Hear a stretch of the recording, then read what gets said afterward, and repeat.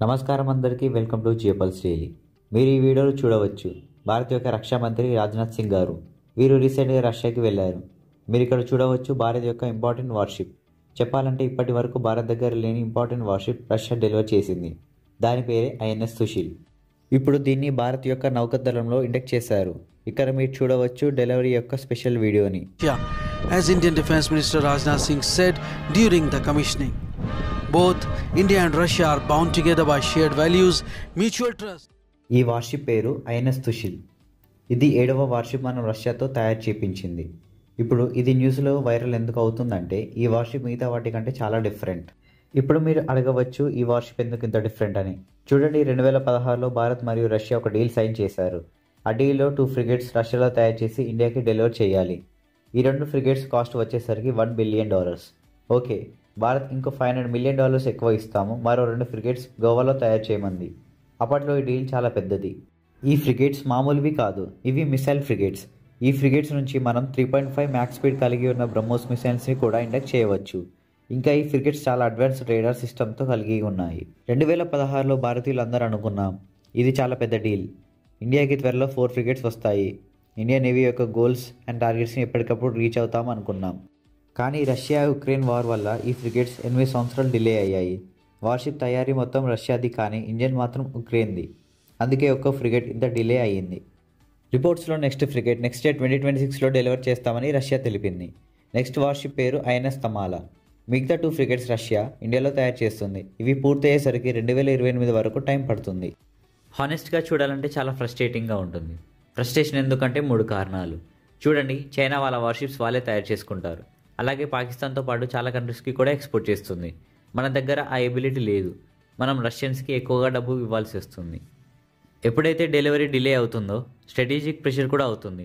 అంటే మనం ఈ ఇయర్ లోపు ఎక్విప్మెంట్ ఆర్డర్ చేసి డెలివరీ తీసుకుంటే వరల్డ్ ఆర్డర్తో సమానంగా మనకు పవర్ ఉంటుంది. డిలేస్ వల్ల మనకు వెనకే ఉన్నాం. డ్యూ టు ఓవర్ డిలేస్ ఈ ఇయర్లో క్యాలిక్యులేట్ చేసి ఇంత మనీతో ఇది కొనొచ్చు, ఆ ఎక్విప్మెంట్ కొనొచ్చు అనుకుంటాం. కానీ ఇన్ఫ్లేషన్ వల్ల నెక్స్ట్ డిలేస్ వల్ల $1.5 బిలియన్ అయిపోవాల్సిన 4 ఫ్రిగేట్స్ ఇప్పుడు $1.9 బిలియన్ కంప్లీట్ అవుతుంది. ఈ డిలేస్ వల్ల ఎక్స్ట్రా మనీ ఖర్చు అవుతుంది. మిగతా 2 ఫ్రిగేట్స్ భారత్లో తయారు చేయబోతున్నాయో అవి మనం ముందుగా అనుకున్నట్లు $500 బిలియన్ అయ్యేవి. కానీ ఇప్పుడు ఇన్ఫ్లేషన్ వల్ల ఎస్టిమేషన్తో అప్రాక్సిమేట్లీ అప్ టు $900 మిలియన్ అవుతుంది. ఇండియన్ డిఫెన్స్ మినిస్టర్ ఈ విషయాన్ని రేస్ చేశారు. రాజ్నాథ్ సింగ్ గారు ఈ డీల్లో డిలే అయింది ఓకే, కానీ S-400 విషయంలో డిలే అవ్వద్దని రేస్ చేశారు. India Russia S-400 missile defence system డీల్ని 2017లో చేశారు. ఆ టైంలో డొనాల్డ్ ట్రంప్ ప్రెసిడెన్సీలో ఉంది. ఈ విషయంలో ట్రంప్ నుంచి బెదిరింపులు వచ్చాయి, కానీ ఏం చేయలేకపోతుంది. S-400 డీల్లో ఇండియాతో పాటు చైనా అండ్ టర్కీ కూడా ఉన్నాయి. US, టర్కీ మరియు చైనా మీద శాంక్షన్స్ వేశారు, కానీ ఇండియా మీద చేయలేకపోయారు. అది కాకుండా ఇండియాకి జో బైడెన్ ప్రెసిడెన్సీలో క్యాట్సా వేవర్ వచ్చింది. దీంతో ఇండియాకి పర్మిషన్ వచ్చింది. ఇంత ఫేస్ చేసిన తర్వాత కూడా 2025 వస్తుంది, కానీ ఇప్పటి వరకు ఆర్డర్ చేసిన అన్ని S-400 యూనిట్స్ని రష్యా డెలివర్ చేయలేకపోయింది.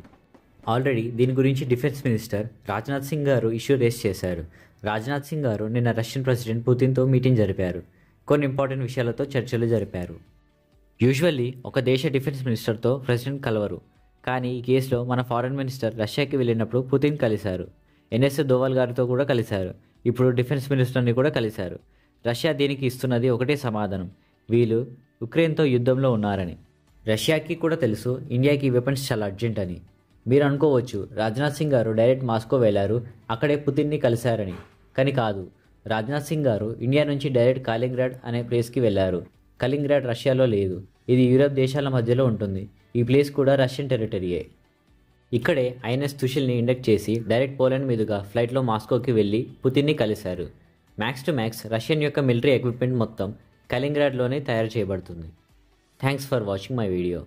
Like and comment. For more videos subscribe to my channel.